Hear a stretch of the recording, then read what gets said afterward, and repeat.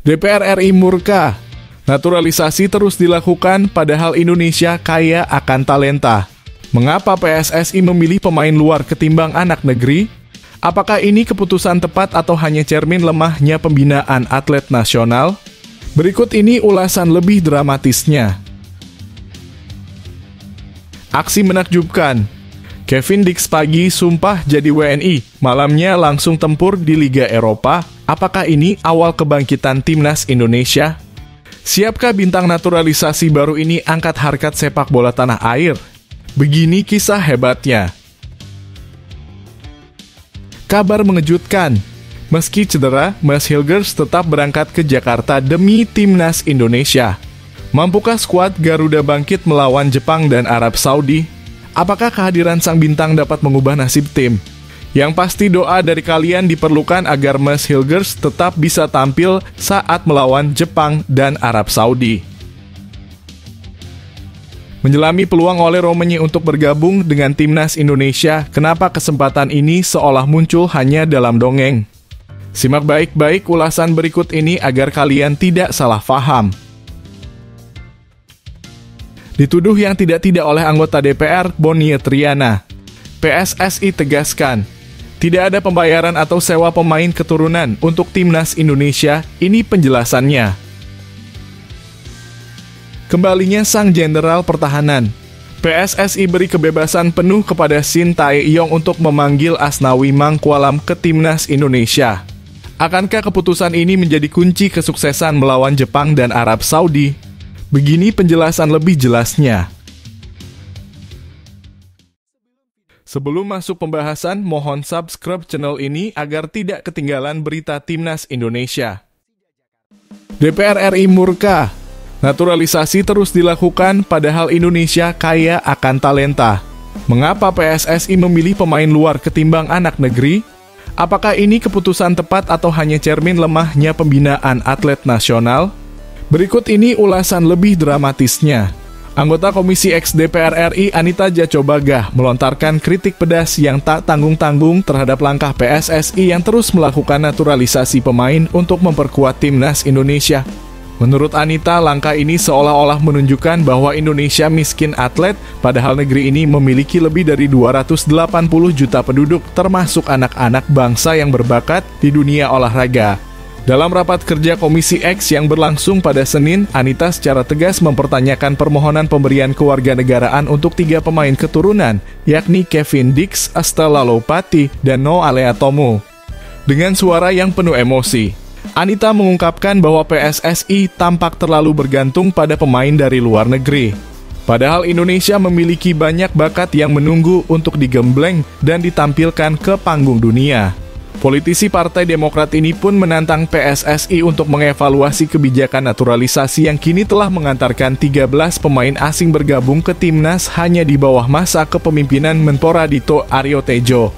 Menurutnya, PSSI perlu berhenti mengandalkan talenta dari luar dan mulai fokus pada pembinaan atlet dalam negeri. Berapa lama lagi kita akan mengambil pemain dari luar? Tanya Anita dengan nada tajam. Kami berharap demi kehormatan bangsa bahwa ini adalah yang terakhir kali. Tak cukup sampai di situ. Anita mengingatkan bahwa atlet berbakat tidak hanya lahir di kota besar, tetapi juga di pelosok negeri seperti di kampung halamannya di Nusa Tenggara Timur yang meskipun terbelakang, adalah gudangnya atlet berpotensi tinggi. Bukan hanya di kota, tapi di desa-desa ada bakat luar biasa. Sepak bola, lari, tinju, semua bisa kita dapatkan di sini, ujarnya dengan penuh keyakinan. Pertanyaannya menggugah kesadaran kita semua, mengapa kita harus mengambil pemain dari luar? Apakah pembinaan kita yang kurang? Anita pun mengkritisi jika pemain asing bisa sukses di luar negeri, bukankah itu karena mereka ditempa oleh pelatihan yang baik? Jadi, mengapa kita tidak mendatangkan pelatih yang lebih berkualitas untuk membina atlet-atlet Indonesia?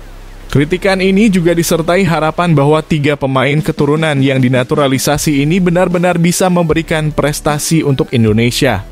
Namun Anita memperingatkan kalau gagal lagi, apakah kita tak jerah?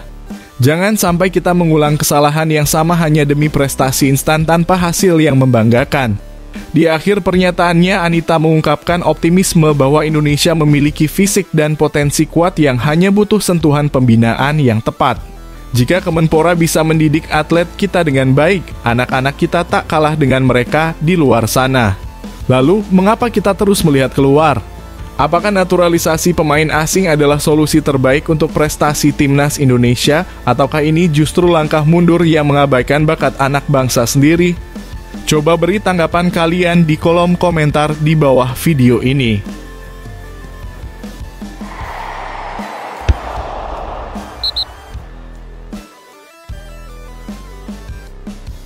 Aksi menakjubkan. Kevin Dix pagi sumpah jadi WNI, malamnya langsung tempur di Liga Eropa. Apakah ini awal kebangkitan timnas Indonesia? Siapkah bintang naturalisasi baru ini angkat harkat sepak bola tanah air? Begini kisah hebatnya. Kabar yang luar biasa datang dari Kevin Dix, pemain yang kini resmi menjadi warga negara Indonesia. Pada Kamis 7 November 2024, siang waktu setempat, Kevin Dix mengambil sumpah WNI di Kedutaan Besar Republik Indonesia di Copenhagen, Denmark. Tanpa banyak waktu bersantai, hanya beberapa jam setelahnya, ia langsung beraksi di atas lapangan untuk memperkuat FC Copenhagen dalam laga penting melawan Istanbul Basaksehir di ajang Liga Konferensi Eropa. Tak hanya sekadar tampil, Kevin Dix membawa tanggung jawab besar untuk mengangkat performa FC Copenhagen yang tengah terpuruk di peringkat 25 dari 36 tim peserta. Dengan ambisi kuat, klub ini memburu kemenangan perdana mereka setelah hasil kurang memuaskan di dua laga awal. Waktu semakin kritis karena FC Copenhagen harus minimal finish di posisi 8 untuk lolos langsung ke babak 16 besar atau minimal peringkat 24 agar bisa mengikuti playoff. Aksi Kevin Dix pun tak berhenti di situ. Dini hari tadi, dia baru saja menutup pertandingan Liga Denmark pekan ke-14 melawan Silkeborg dengan heroik.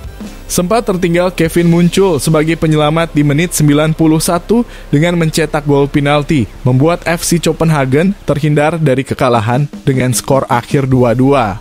Musim ini, Dix telah bermain di 23 pertandingan, mencetak 7 gol, dan memberikan 2 assist. Harapan besar kini menantinya bersama Timnas Indonesia. Setelah resmi menjadi WNI, Kevin Dix diproyeksikan tampil dalam laga penting melawan Arab Saudi pada 19 November 2024 di kualifikasi Piala Dunia 2026. Apakah dia bisa menjadi pembeda bagi timnas Indonesia dan membawa kebangkitan di ajang internasional? Apakah Kevin Dix akan mampu membawa kemenangan bagi timnas Indonesia? Akankah langkah PSSI mendatangkan pemain naturalisasi ini membuahkan hasil yang selama ini kita tunggu? Coba beri komentar positif kalian di kolom komentar di bawah video ini.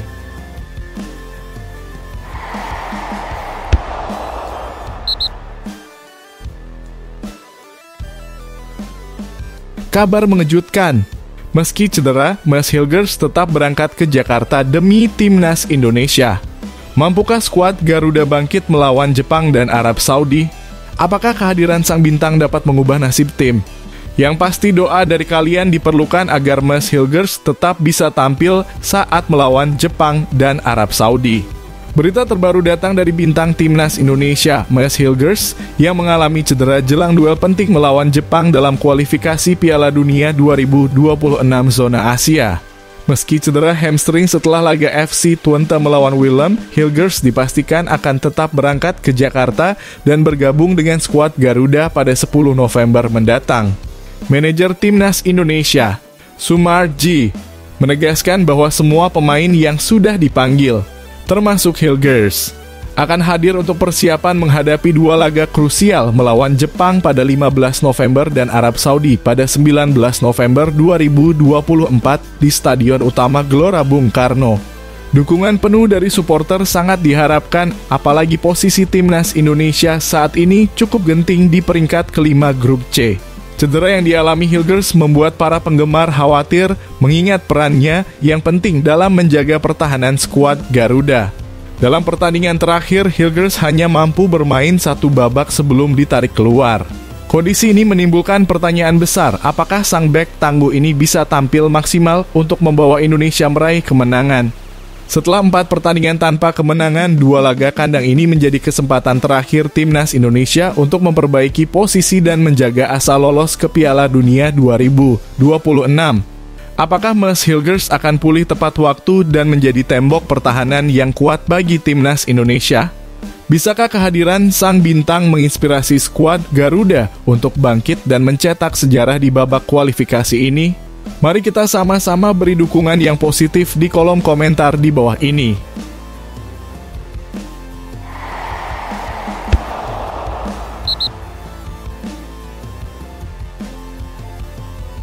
Menyelami peluang oleh Romani untuk bergabung dengan timnas Indonesia, kenapa kesempatan ini seolah muncul hanya dalam dongeng? Simak baik-baik ulasan berikut ini agar kalian tidak salah paham. Dalam perbincangan hangat di jagat sepak bola Indonesia, satu nama yang mencuat dan menarik perhatian adalah Ole Romani. Di era kepelatihan Shin Tae-yong, peran pemain keturunan semakin diperhatikan dengan hampir 50% skuad timnas Indonesia kini diisi oleh para pemain diaspora yang memiliki darah Indonesia. Kontribusi luar biasa mereka menjadi salah satu faktor utama yang mendorong timnas Indonesia melaju ke kualifikasi Piala Dunia 2026 zona Asia. Namun meski para pemain keturunan telah membawa angin segar ke dalam tim, Shin Tae-yong dan PSSI tampaknya masih mencari striker tajam untuk memperkuat lini serang. Rafael Struijk dan Ragnar Oratmangoen telah menunjukkan performa yang menggembirakan, tetapi kebutuhan akan penyerang berkualitas masih mendesak. Disinilah Ole Romani, seorang pemain muda berdarah Indonesia yang bermain untuk FC Utrecht, muncul sebagai sosok yang diharapkan. Ole Romani yang lahir pada 20 Juni 2000, kini berusia 24 tahun dan sudah mengukir namanya di Liga Belanda yang kompetitif. Dengan market value mencapai 27 miliar, kualitasnya tidak perlu diragukan lagi. Namun perjalanan Ole untuk membela timnas Indonesia belum berlanjut dengan konfirmasi resmi mengenai proses naturalisasinya. Meskipun peluang masih terbuka, ketidakpastian ini seakan membuat langkahnya menuju timnas terasa seperti sebuah mimpi yang tak kunjung menjadi kenyataan. Ternyata dalam setiap perjuangan, dukungan dari fans menjadi kunci penting. Meskipun ada kabar-kabar yang belum terjawab mengenai kehadiran Ole Romani, satu hal yang pasti, cinta dan dukungan kita untuk timnas Indonesia tak boleh pudar. Setiap pemain, baik yang sudah bergabung atau yang masih dalam proses, layak mendapatkan semangat kita dalam mewujudkan impian bersama menembus dunia sepak bola internasional dan membawa nama Indonesia ke puncak prestasi.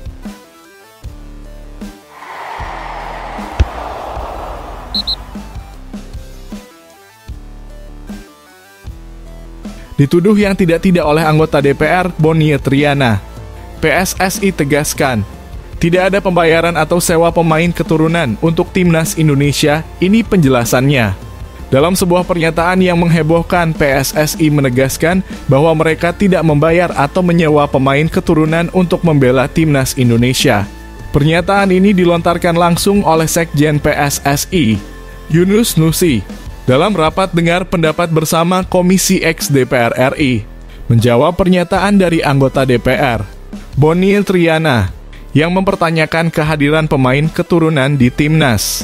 Bonnie Triana yang merupakan anggota fraksi PDI Perjuangan mengungkapkan kekhawatiran bahwa PSSI mungkin membayar atau menyewa pemain keturunan untuk posisi tertentu, sebuah dugaan yang langsung dibantah oleh Yunus Nusi. Dalam diskusi yang berlangsung di gedung DPR RI, Senayan, Jakarta Pusat, pada Senin, dia menekankan bahwa PSSI tidak melakukan hal tersebut dan menegaskan komitmen mereka terhadap keaslian dan semangat pemain.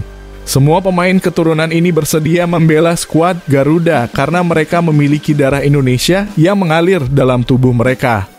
Kami tidak ada sewa atau membayar untuk naturalisasi, tegas Yunus Nusi, menyoroti bahwa motivasi para pemain tersebut berasal dari panggilan jiwa, bukan dari imbalan finansial.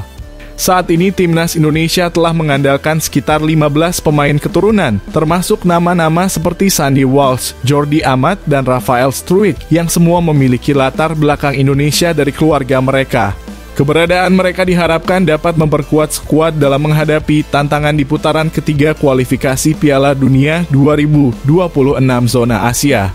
Dengan penegasan ini, PSSI menunjukkan bahwa mereka berkomitmen untuk mengedepankan pemain yang memiliki kecintaan terhadap tanah air, bukan sekadar menarik pemain berdasarkan nama atau reputasi.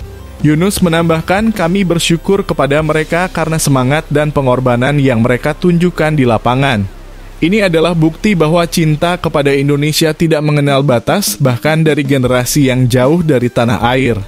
Sebagai penutup, PSSI ingin menegaskan bahwa kehadiran pemain keturunan ini bukanlah suatu bentuk pelanggaran terhadap aturan FIFA. Sebaliknya, hal ini adalah langkah strategis untuk membawa timnas Indonesia menuju cita-cita yang lebih tinggi, termasuk peluang besar untuk mendapatkan tiket ke Piala Dunia 2026.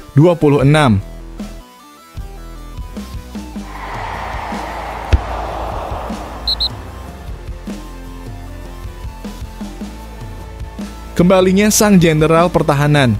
PSSI beri kebebasan penuh kepada Shin Tae-yong untuk memanggil Asnawi Mangkualam ke timnas Indonesia.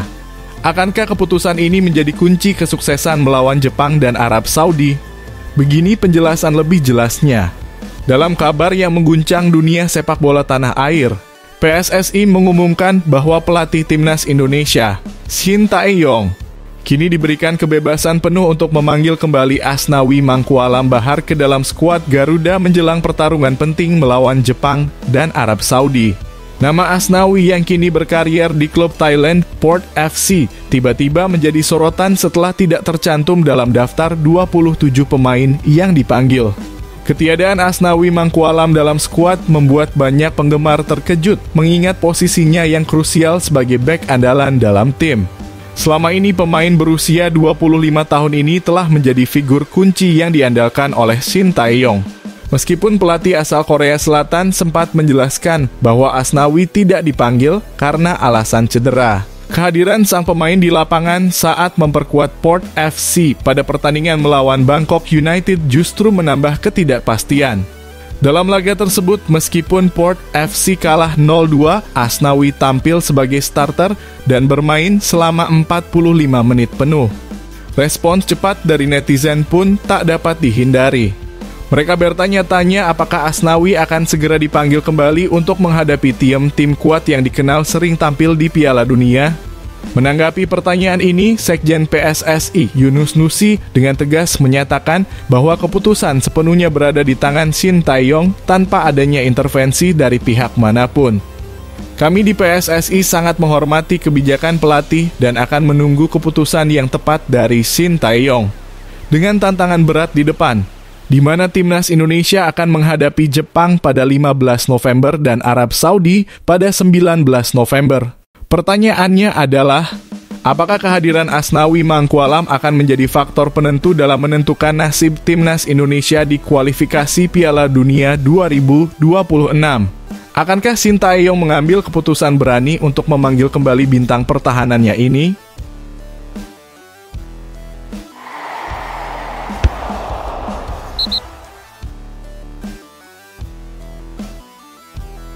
Hoki Caraka ungkap persaingan ketat di timnas Indonesia, bertekad buktikan kualitas kepada Shin Tae-yong. Hoki Caraka, bintang muda yang tengah bersinar, dengan penuh keyakinan mengungkapkan optimisme untuk bersaing di timnas Indonesia. Pemain yang berasal dari PSS Sleman ini kembali dipanggil dalam daftar 27 pemain yang akan berlaga di putaran ketiga kualifikasi Piala Dunia 2026 zona Asia.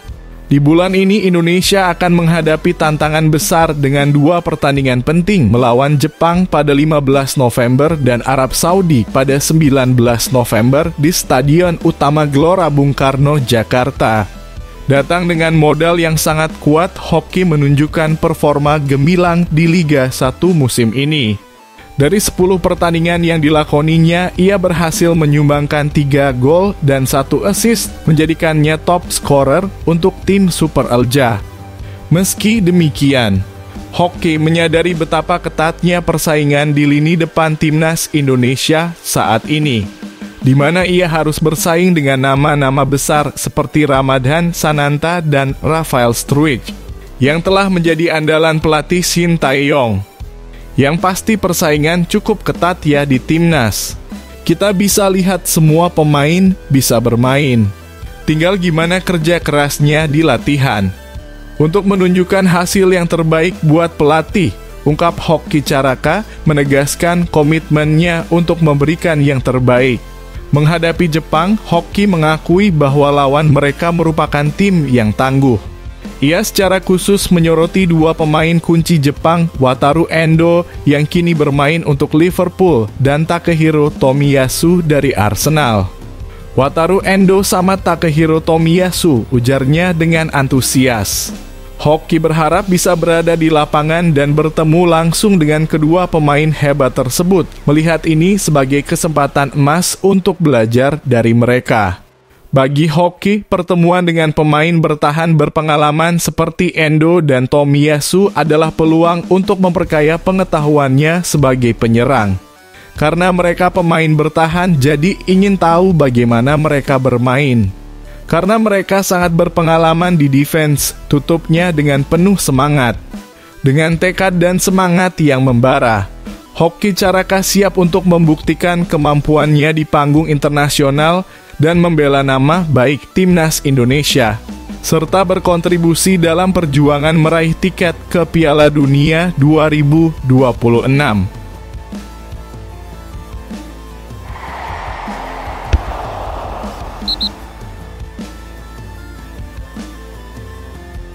Shin Tae-yong terharu ribuan warga Korea Selatan bersatu dukung Timnas Indonesia hadapi Jepang di Gelora Bung Karno. Pelatih Timnas Indonesia, Shin Tae-yong, merasakan momen yang sangat mengharukan saat mengetahui bahwa ribuan warga Korea Selatan akan memberikan dukungan penuh kepada Timnas Indonesia dalam laga krusial melawan Timnas Jepang pada kualifikasi Piala Dunia 2026 zona Asia. Pertandingan yang ditunggu-tunggu ini akan berlangsung pada 15 November 2024 di Stadion Utama Gelora Bung Karno (SUGBK) Jakarta Pusat pada matchday kelima grup C putaran ketiga kualifikasi Piala Dunia. Diperkirakan sekitar 2.000 warga Korea Selatan yang tinggal di Indonesia akan hadir untuk memberikan dukungan moral kepada Shin Tae-yong dan para pemainnya saat menghadapi tim kuat dari Jepang. Di sisi lain, Timnas Jepang diperkirakan juga akan mendapatkan dukungan dari sekitar 3.000 pendukung yang datang langsung dari negeri Sakura. Menanggapi antusiasme tersebut, Shin Tae-yong mengungkapkan kalau pendukung Jepang 3.000 sebenarnya itu tidak banyak. Namun adanya orang-orang Korea Selatan yang tinggal di sini yang datang untuk mendukung Timnas Indonesia adalah sesuatu yang luar biasa, ucapnya saat ditemui di FX Sudirman, Jakarta Pusat. Lebih dari sekadar dukungan untuk pertandingan, Shin Tae-yong berharap kehadiran para ekspatriat Korea Selatan ini mencerminkan harapan yang lebih besar agar Timnas Indonesia bisa meraih tiket ke Piala Dunia 2026 yang akan digelar di Kanada, Meksiko, dan Amerika Serikat. Dukungan luar biasa dari warga Korea Selatan ini tentunya menjadi suntikan semangat dan motivasi tambahan bagi Shin Tae-yong dan seluruh pemain Timnas Indonesia dalam menghadapi tantangan besar melawan Jepang di SUGBK. Kekuatan dan solidaritas ini diharapkan dapat membawa Timnas Indonesia meraih hasil positif dan melangkah lebih dekat menuju impian besar untuk tampil di Piala Dunia 2026.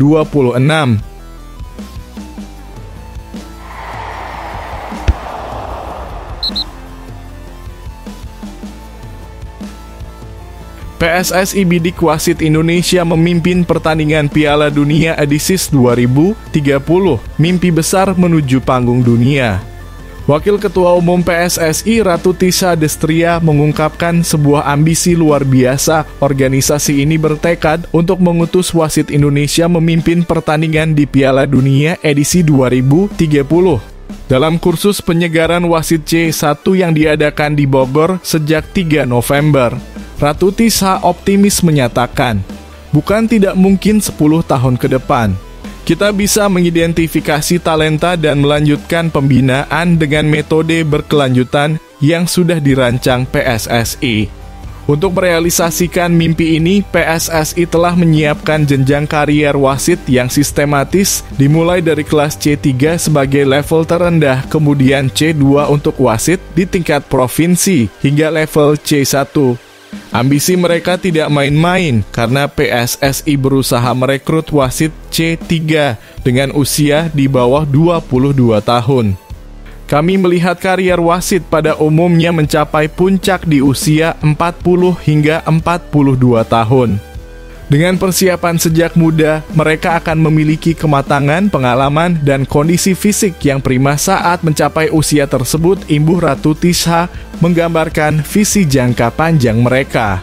Dalam kursus penyegaran ini, instruktur teknik program Farik Hitaba mengungkapkan bahwa materi yang dibahas mencakup loss of the game, penggunaan video asisten wasit, praktik lapangan, insiden offside, dan manajemen permainan. Farik menekankan betapa pentingnya meningkatkan kualitas instruktur wasit melalui berbagai tes, termasuk trivia, tes video, dan presentasi. Sejak tahun lalu, kami sudah memulai program ini dengan target jelas, yaitu membangun fondasi bagi wasit Indonesia yang berpotensi memimpin di panggung dunia, lanjut Ratu Tisha dengan semangat.